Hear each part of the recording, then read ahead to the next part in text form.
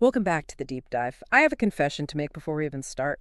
Usually when I get the source material for these conversations, I'm excited, I'm ready to tear into it. But when I picked up the stack of papers for today, I honestly almost put it back down. It was the title, wasn't it? It was absolutely the title. SGQM 2026, the Aetheron Model, Right. and then the subtitle, Supersymmetric Geometric Quantum Mechanics. I mean, come on. That looks like the kind of thing that requires a PhD just to read the abstract. It felt like homework. It's definitely not light reading. Oh. It is dense, mathematical, and unapologetically technical. No question about that. But then I forced myself past the cover page. I got to page 4, and there was this diagram, just a simple right triangle. And the author, Aaron Buscemi, makes this claim that, well, at first it sounds completely crazy. It's a very bold claim. He claims that if you just understand this one triangle, this one piece of geometry, you can derive everything else. The electron, gravity, the speed of light, all of it. Everything. It is effectively a theory of everything, derived entirely from a single geometric relationship.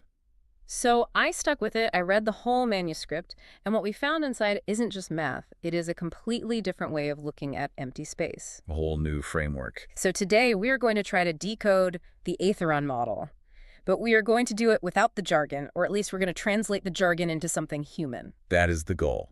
Because at its heart, this isn't really about the equations. It's about a shift in perspective. It's about realizing that the universe might not be made of stuff at all. Right. It might be made of shape, of process. Exactly. Verbs, not nouns. Okay. So before we get into the 12 dimensions, and yes, listeners, we are going there, let's ground this. Because what I loved about this manuscript is that it doesn't start in a sterile laboratory. It starts in a bedroom. It does. It starts with the author's own origin story, which I think is crucial for understanding why he even went down this path. It really contextualizes it. He describes being a child, lying in bed at night, burying his head in the pillow. And he talks about pressing his thumbs against his closed eyelids. Which we have all done. You see those weird flashes of light and color, those geometric patterns? Those phosphines, yeah. Biologically, it's just pressure on the retina. Yeah. But for him, as a kid, this wasn't just biology. He imagined he was looking at a blackboard of nothingness. I love that phrase. He was visualizing a hidden dimension where these shapes were forming and rotating in the darkness, and he was convinced he was seeing something real. The blackboard of nothingness. It just captures that childhood feeling that there is something more just out of sight, you know? And that curiosity bled into everything. There's this great anecdote where he describes disrupting his first grade class because he couldn't understand the clock. Yeah, I laughed at this. The teacher's trying to teach him how to tell time, big hand on the 12, little hand on the 2, and he's not having it. He just refuses. And it's not because he was struggling to read the numbers. He was struggling with the concept itself. He kept asking, but why does the Earth spinning make it day? What is time? And the teacher's just like, kid, please, it's just 2:30. Let us go to recess. Exactly. But that distinction is the whole ball game for this theory. He wasn't interested in the measurement of reality. He was interested in the mechanism of reality. He wanted to know the why behind it all. And that obsession just followed him his whole life. He talks about growing up, transitioning from pressing his eyes in bed to, drawing triangles on bar napkins? On bar napkins, yeah. Trying to figure out how geometry, how simple shapes could explain the universe. It was a lifelong puzzle for him. It's the classic beautiful mind trope, but it feels very genuine here. And it went from those bar napkins to this massive manuscript proposing a 12-dimensional unified theory. But let's pause on that number. 12 dimensions. It's a lot. It's a hurdle for most people right away. It is a lot. And this is where my brain usually starts to break. We live in 3D space. Up, down, left, right, forward, back. Okay, maybe you throw in time as the 4th dimension. Fine. But 12, what does that even mean? Is this just Star Trek technobabble? It sounds like it, doesn't it? No. But we need to break down what a dimension actually is in this context. Buscemi isn't saying there are 12 different parallel universes where you have a goatee and I'm an evil twin. It's usually where pop culture goes with it, yeah. Right. But think of it this way. Have you ever heard the garden hose analogy? Remind me. I think I have, but... Okay, imagine you are looking at a garden hose lying on the grass, Yeah. but you are looking at it from an airplane, way up high. What does it look like? It looks like a line, a curve. It's one-dimensional, basically. Exactly. It has length, but from that distance, it has no thickness. It looks like a 1D object. But if you are an ant crawling on that hose... And it's a tube. I can walk around it. It has a circumference. It has another dimension. Precisely. That around direction is a second dimension that was hidden from the airplane view because it was curled up so small. Okay, I see where this is going.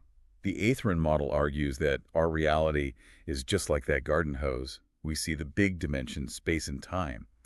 But at every single point in space, there are other dimensions curled up so tightly that we can't see them with the naked eye. So if I could zoom in on a point of what I think is empty space, if I had a super microscope, I wouldn't see nothing. I would see, what, a little ball? You would see a structure, Yeah. a fabric, specifically an 8-dimensional internal fiber. Okay, let me do the math. 4 big dimensions that we live in. 3 of space, 1 of time plus 8 tiny curled up ones. That's our 12. That's the 12. And this leads us to the most controversial word in the entire manuscript, the aether. Yeah, I actually circled this in red ink, the Aetheron. When I hear aether, I think of the 19th century. I think of Victorian scientists with mutton chops believing there is some invisible gas that light waved through. The luminiferous ether. Right, but then Einstein and the Michelson-Morley experiment came along in 1887 and just killed that idea. They proved there was no ether wind. That is the standard history, yes. Hmm. Michelson and Morley looked for a breeze. They figured if the Earth is spinning and moving through this ether gas, we should feel it blowing against us, like sticking your head out of a car window. And they found nothing. Not a thing. So physics said, okay, space is truly empty. It's a vacuum. End of story. So is Buscemi just ignoring a century of physics? Is he trying to bring back a dead idea? He's not ignoring it. He's recontextualizing it. He argues that the Victorians were wrong about what the ether was, not that it was. Okay, what's the difference? They thought it was a fluid, a Yeah. gas, something you swim through, something that flows. And this model says it's not a fluid, No. It says it's a lattice. It's a solid-state geometry. a crystal. What is the difference in practical terms? A fluid versus a crystal. Think of a diamond. Or, better yet, go back to that garden hose. The ant isn't swimming through the hose. The ant is walking on the hose. The hose is the structure that defines where the ant can go. Okay, I think I got that. The Aetheron in this model is that 12-dimensional fabric we just talked about. It's a manifold. It's a background structure. You don't feel a wind because you weren't pushing through it like a boat in water. You are a distortion of the structure itself. That is a trippy distinction. So I'm not a thing moving in the universe. I am a twist in the universe. Exactly. Space isn't a passive stage where actors' particles move around. The stage is the actor. The vacuum is alive with internal rotation. And this brings us right to the core of the theory, the Aetheron theorem, The triangle. the triangle. Okay, let's paint a picture for everyone listening. I want you to visualize a right triangle, just like in high school geometry. You have a bottom leg, a vertical leg, and the long diagonal side, the hypotenuse. Got it. The Pythagorean theorem. A squared plus B squared equals C squared. Exactly. The manuscript gives us an equation that looks just like it. Alpha squared equals mu squared plus E rot squared. Let's break down the sides of this cosmic triangle. Walk us through it. Okay, so the horizontal leg, the bottom one, is represented by the Greek letter mu. That stands for mass. Mass. So like how heavy something is. Sort of, but it's deeper than that. Think of it as persistence, stability. It's the part of reality that, well, that persists. It's the stuffness of stuff. Okay, so the bottom of the triangle is a matter part. Right. Now, the vertical leg, the one going up, is E-rod. That stands for rotational energy. This is force, fields, light, heat, anything that is active and moving. It's the dynamic part. So matter is the horizontal axis, energy is the vertical, and the hypotenuse, the long side connecting them. That is alpha, the Aetheron invariant. This represents the total geometric magnitude of the system. It's a fundamental unit of reality, if you will. Okay, we have a triangle. Why do we care? What does it do? We care because of what happens when you rotate it. This is the part that, for me, connects Newton all the way to Einstein in one clean visual. Okay, explain. Imagine this triangle is actually just the shadow of a spinning object, like a plate. A spinning plate. Okay, I'm picturing it. If you look at that spinning plate from the top down, you see a full circle. It looks solid. It seems to be occupying space. That's the mass view. That's our horizontal leg, mu. Right, I see a solid disc. But if you tilt that same spinning plate 90 degrees so you're looking at it edge on, what do you see? I see a thin line. The circle, the mass just disappears. The mass vanishes, and now all you see is the spin. You see the motion. You see pure energy, the vertical leg, E-rod. But the plate didn't disappear, it just turned. Exactly. That's the core insight. Mass and energy are not two different ingredients in a cosmic recipe. They are orthogonal projections of the same single rotating geometric unit. Orthogonal projections, just meaning views from different angles. Yes. If the Aetheron unit leans one way, we perceive it as matter. If it leans the other way, we perceive it as energy. That is actually really helpful. It explains Einstein's E equals mc squared without doing any calculus. It's just trigonometry. Mass is energy, just viewed from a different angle. Spot on. And this leads to a massive realization about the law of conservation. Right, that energy can't be created or destroyed. Yes, but why? The Pythagorean theorem says that the square of the hypotenuse is equal to the sum of the squares of the other two legs. In this model, the hypotenuse alpha must always stay the same size. It's invariant. So the total amount of geometry in any given piece of the universe is fixed. It is fixed. It is conserved. And that means if you increase the energy leg, if you make the triangle taller by adding rotational energy, you must shrink the mass leg to keep the hypotenuse the same length. The geometry has to balance. Which is exactly what happens in a nuclear bomb. You destroy a tiny little bit of mass and you get a huge amount of energy out. The triangle just tilted violently. Precisely. You are trading horizontal length for vertical length. But the hypotenuse, the total amount of reality in that system, never changes. Okay, so that's Einstein. That's a beautiful geometric explanation of E equals mc squared. But the outline mentioned Newton, Isaac Newton, the Apple guy. He lived way, way before any of this 12-dimensional stuff. How does he fit into this geometric picture? This is where it gets really cool, I think. Think about Newton's first law, inertia. An object in motion stays in motion. An object at rest stays at rest. Unless acted upon by an outside force. We all learned that in school. But why? Why does matter resist changing its state? Usually in physics class, the teacher just says, because it has mass. Which is kind of a non-answer. It's a circular argument. It's heavy because it has mass, and mass makes it heavy. Exactly. It's circular. It just defines one term with another. But the Aetheron model gives us a mechanical reason. It calls inertia rotational persistence. Rotational persistence. Okay, break that down for me. Imagine a gyroscope. You've played with one, right? Yeah, the little wheel on a string. Once you get it spinning really fast, it doesn't want to fall over. It stands up straight. It fights you if you try to tilt it. That fight, that stability, that's the key. In this model, a particle with mass like an electron is a knot in the Aetheron fabric that is spinning internally at an incredible rate. That spin creates geometric stability. It wants to stay in its current orientation. So I have mass not because I'm a blob of stuff, but because my internal geometry, the geometry of all my atoms, is spinning so fast that it resists being pushed around. Yes. You are a collection of trillions upon trillions of stable spinning gyroscopes. And that resistance to tilting is what we perceive and measure as inertia. That makes the universe feel so much more mechanical, like a clockwork. There's a reason for it. There is. And it explains Newton's third law, too. Action and reaction. For every action, there's an equal and opposite reaction. If I punch a wall, the wall punches back with the same force. But why? Why doesn't the wall just crumble or ignore you? Yeah. What is this punchback mechanism? Because it's hard. Because the atoms are bonded together. Yes, but what does that mean? In the Aetheron model, think about that lattice of triangles again. It's a connected net.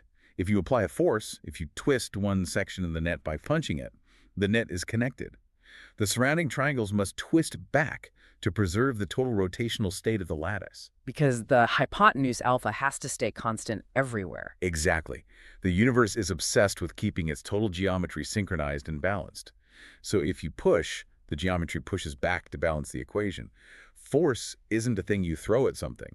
It's the lattice rearranging itself to maintain equilibrium. So when I lean against a wall, I'm actually engaging in a 12-dimensional geometric handshake with the universe. That is a beautiful way to put it, yes. You are. And what about the second law? F equals ma.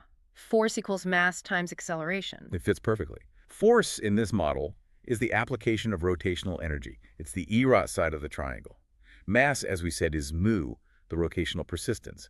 And acceleration is just the rate of change of that rotational state. So the equation is basically saying the amount of rotational energy you apply is proportional to how much you can overcome the object's rotational stability. Precisely. It's not just an abstract formula anymore. It's a statement about the dynamics of a spinning geometry.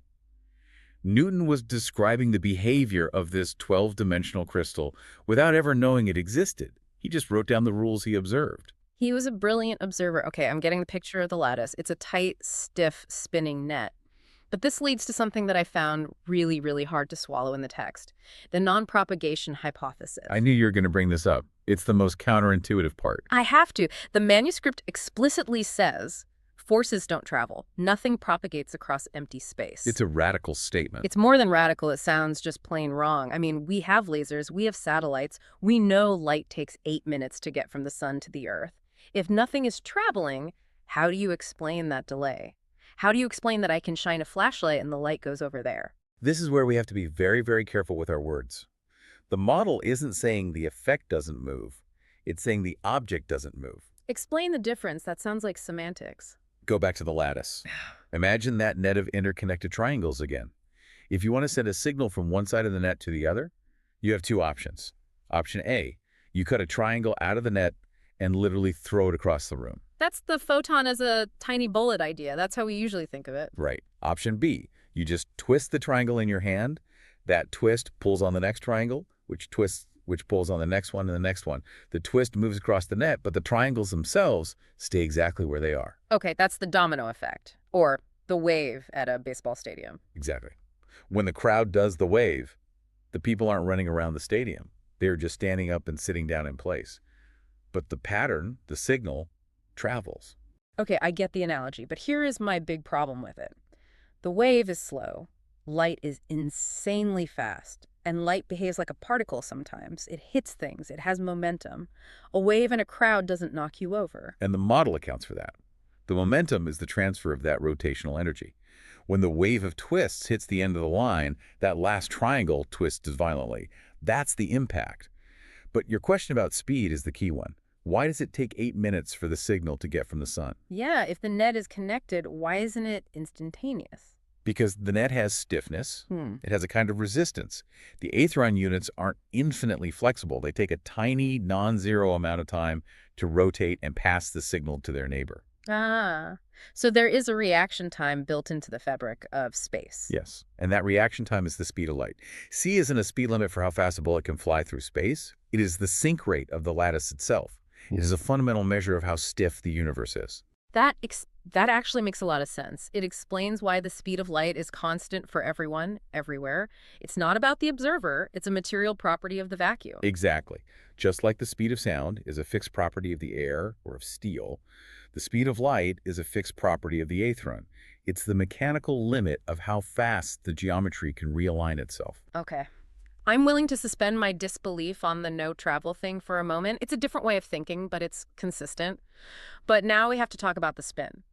The manuscript mentions something very specific about particles fermions, the matter particles. It says they have to spin 720 degrees to get back to the start. The famous spin 1/2 problem. This has always bothered me. Always. If I stand up right now and spin 360 degrees, I'm facing the microphone again. I'm back to start. It's one circle. Why does an electron need to spin twice? What is it doing for that second lap? This is one of those things quantum mechanics usually answers with shut up and calculate. It's just a property they have. But SGQM gives us a geometric visual, a physical analogy.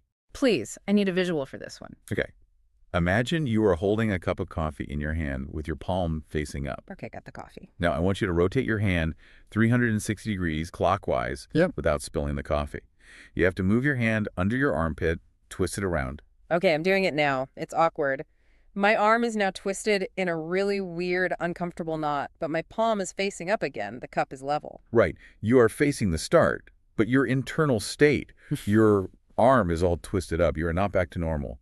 The system is stressed, right? Very true. I can feel the tension in my elbow. Now, keep rotating in the same direction for another 360 degrees. Your arm untwists, swings over your head, and comes back to the original relaxed palm-up position. That works. It took 2 full circles to untangle my arm, 720 degrees. That is exactly what a fermion is doing. It is a knot, a topological twist in the 12-dimensional fabric. One rotation brings the particle's orientation back to the start, but the fabric of space-time connected to it is twisted. It requires a second rotation to untangle the fabric itself. So matter is just a geometric shape that has to do this double loop dance just to exist in the world. It's a heartbeat, geometric pulse. And the manuscript breaks this 720-degree cycle into 4 distinct phases of 180 degrees each. Yeah, let's run through those. Phase 1 through 4, what's happening in each step? It connects right back to our triangle. Remember the two ways it can flip? Mass and energy flipping, and what was the other one? Charge and field. So phase 1 and phase 3 are horizontal flips. The triangle swaps its mass projection for its energy projection. And phase 2 and phase 4? Are vertical flips. The triangle swaps its charge projection for its field projection. So it's not just spinning, it's flickering. It's going mass, then charge, then energy, then field, and back to mass. Constantly. Billions and billions of times a second. That flicker is what gives a particle its existence and its properties. We look solid and stable, but at the quantum level, we are actually a blurring projection of this incredibly fast, rotating geometry. That is a mix of existential terror and beauty all wrapped in one. We are just flickering geometry. We are a stabilized pattern of rotation. That's what it means to be matter.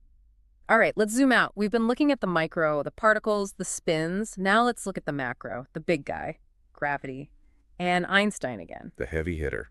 Literally. Einstein gave us general relativity, mass curves, space-time. We've all seen the bowling ball and the trampoline analogy. It works. The math is incredibly accurate. Why do we need to mess with it? Because Einstein was a genius at describing how gravity behaves. The math works perfectly. But he was a bit quiet on why space bends. He treated space-time as a smooth, continuous sheet. SGQM looks at the threads that make up that sheet. And it says gravity isn't a force. Correct. It calls gravity geometric guidance. Geometric guidance. Explain that using the lattice analogy. Think back to our knots. A massive object, like the sun, is a huge, tight, intense knot in the Aetheron lattice. That knot creates a lot of tension in the surrounding net. It twists the geometry around it for a vast distance. Like twisting a blanket in the center, the wrinkles spiral outwards. Exactly. Now, Earth is a much smaller knot nearby. It's not feeling a force from the sun. There's no invisible rope pulling it in. The Earth is just trying to spin its own internal cycle, that 720-degree dance we just talked about. Right, it's just trying to exist. But because the floor it's dancing on, the Aetheron, is twisted and warped by the sun, the easiest, most energy-efficient way for the Earth to complete its own dance is to follow the twist. It's the path of least resistance. It's called phase locking. The Earth's internal rotation locks into the twisted geometry created by the sun. To keep its own geometry stable, it has to move in an ellipse. It's being guided by the geometry. So gravity is just the universe trying to keep all its dance moves in sync. That is a perfect way to put it. It's a resonance effect. Now, here is where it gets really, really interesting for me. The manuscript points out a specific number in Einstein's own equations, 8 pi. 8 pi. It shows up right in the middle of the field equations. G equals 8 pi t. And usually physicists just treat this as a constant of proportionality. You know, you do the math and you need to multiply by 8 pi to get the units to work out correctly. It's just there, a conversion factor. But in this model, nothing is just there. Nothing is a coincidence. In SGQM, 8 pi is the smoking gun of the underlying rotation. How so? Think about angles in radians. One full circle, 360 degrees, is 2 pi radians. Right. So 4 pi radians is 2 circles, 720 degrees. That's our matter cycle, the one we just described with the coffee cup. Okay. The double loop that matter has to do. So what is 8 pi? It's 1440 degrees, 4 full circles. Why do we need 4 circles? That seems excessive. 2 is already a lot. Because of what the manuscript calls the metacycle. We said that a particle of matter needs 720 degrees to reset itself. But matter doesn't exist in isolation. It exists in the vacuum. Okay, it's embedded in the lattice. And when that particle spins twice to fix itself, it messes up the space around it. It twists the local environment. So the environment, the vacuum itself, needs its own double cycle to untangle from the particle and return to a neutral state. Oh.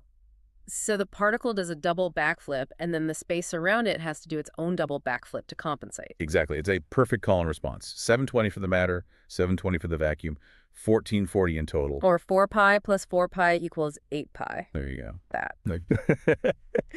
Wow, so the 8 pi in Einstein's equation isn't a random conversion factor. It represents the geometric closure of the interaction between matter and space. It is the mathematical proof that for every ounce of matter curvature, there is a matching, equal, and opposite response from the vacuum to bring the entire universe back to balance. That is the aha moment for me right there. It connects the quantum spin of a single particle, the micro, to the gravitational curvature of a star, the macro. They share the same cycle count. It unifies them through a shared rotational dynamic. It's incredibly elegant. Speaking of gravity, we have to talk about Mercury. Because usually when people propose new theories of gravity, they fall apart when you look at the nitty-gritty details of the planets. But the manuscript calls Mercury the smoking gun for this theory. The precession of the perihelion of Mercury, yes. This is a famous problem. Mercury's orbit isn't a perfect ellipse. It wobbles. It shifts a little bit every single year. And Newtonian physics couldn't explain it. The numbers were always slightly off. Right. Einstein came along and said it's because the sun curves space-time, and his math matched the wobble perfectly. It was the first great proof of general relativity. So if Einstein solved it, why does SGQM need to weigh in? Is it just getting the same answer a different way? It gets the same answer, but it offers a slightly different, more detailed mechanism. Standard theory says the wobble is just due to curved space. SGQM says, yes, space is curved, but there's also magnetic leakage. Magnetic leakage? What's that? This brings us back to those 12 dimensions, specifically the internal R-axis. We have axes that control gravity, which the model labels R7, and axes that control electromagnetism, which is R6. Okay, different dimensions for different forces. In the sun, which is a giant fusion reactor, the magnetic fields are incredibly powerful. This model claims that inside that tiny 8-dimensional fiber, the sun's magnetic axis, R6, is physically rubbing up against the gravity axis, R7. There is friction, a torsional drag. So you're saying the sun's magnetism is literally dragging on the fabric of gravity itself? That's the claim. And because Mercury is so incredibly close to the sun, it feels this drag. It gets pulled slightly off course, not just by the sun's mass, but by the magnetic twisting of the geometry. That is a testable prediction. That means if the sun's magnetic activity changes, like during a solar maximum versus a solar minimum, Mercury's wobble should change slightly. Theoretically, yes. Yeah. The effect would be tiny, but it should be measurable. And that is how you prove or disprove a theory like this.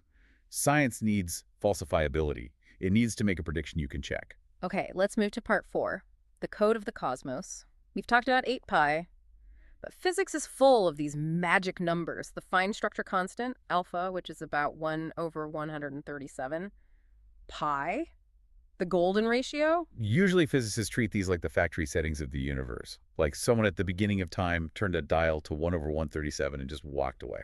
And the argument is, if they had turned it to 1 over 138, atoms wouldn't form correctly and we wouldn't be here to ask the question. The fine-tuning problem. It always feels a bit like a cop-out, doesn't it? The entropic principle.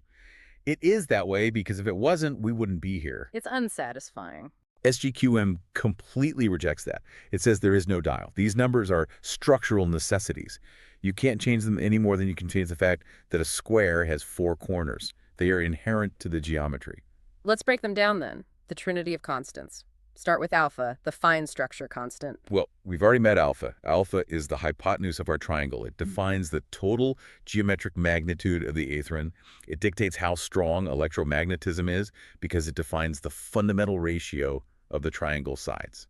It has to be that value because that's the geometry that allows the triangle to close and be stable. So it's not a setting, it's the shape of the fundamental unit of reality. Correct. Then you have pi, the periodicity regulator. The circle number, 3.14. Exactly. You can't have rotation without pi.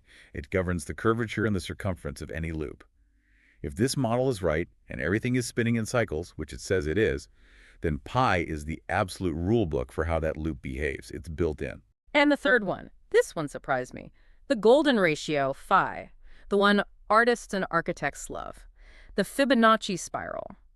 Why is that in a fundamental theory of physics? Phi is the resonance matcher. This is fascinating. You have matter, the fermions, and you have forces, the bosons. They're essentially vibrating at different but related rates. Okay. Now, if those vibrations were to sync up in a simple harmonic ratio like 2:1 or 3:2, you get resonance, like an opera singer hitting the right note to shatter a wine glass. So if the matter and the vacuum resonated perfectly, the universe would vibrate itself apart. That sounds bad. Very bad. The golden ratio, phi, is the most irrational number there is. It is mathematically the hardest number to approximate with a clean fraction.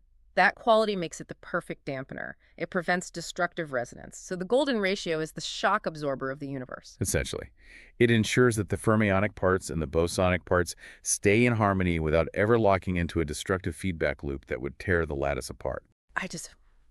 I love the idea that the universe is math, not the math as a language we use to describe it, but that the universe itself is a geometric structure with these inherent mathematical properties. It's the ultimate Pythagorean dream. All is number. But here, number is geometry.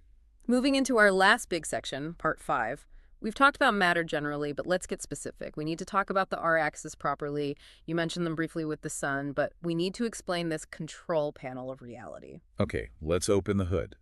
We have that 8-dimensional internal manifold, the curled up part of the garden hose. We can label its axes R1 through R8. Break them down for us. What do they do? R1 through R4 are the matter axes. These control the properties of fermions. They control things like spin, charge phase, and mass coupling. If your knot is tied primarily around these first 4 axes, you are solid matter. You are a proton, an electron. You interact with the world in a tangible way. Okay, so R1 to R4 is the stuff building block, the blueprint for matter. And R5 through R8 are the force axes, the blueprint for bosons. They control curvature, electromagnetism, and vacuum coherence. They govern the interactions. So R5 to R8 is the action building block. Right. Now, normally the particles we know and love are a mix. An electron uses axes from both sides of the panel to exist and interact. But this structure, this division, allows us to solve one of the biggest mysteries in all of cosmology. Dark matter. Dark matter. The stuff that makes up, 85% of the matter in the universe, but we can't see it, touch it, or detect it in any way except through its gravity? Exactly. We know it's there because it's what's spinning our galaxies and holding them together. But light and all our detectors go right through it. It's a ghost. How does SGQM explain it? By tying a different kind of knot. Imagine you tie a knot in the Aetheron fabric using only the force axes R5 through R8, and you completely skip the matter axis. Specifically, you skip axis R2. What is axis R2? Why is that one special? R2 is the charge phase axis. R2 is the handle that electromagnetism grabs onto. It's the dimension that allows a particle to feel the electromagnetic force. If you don't use axis R2 in your knot, you have no electric charge. You are invisible to light.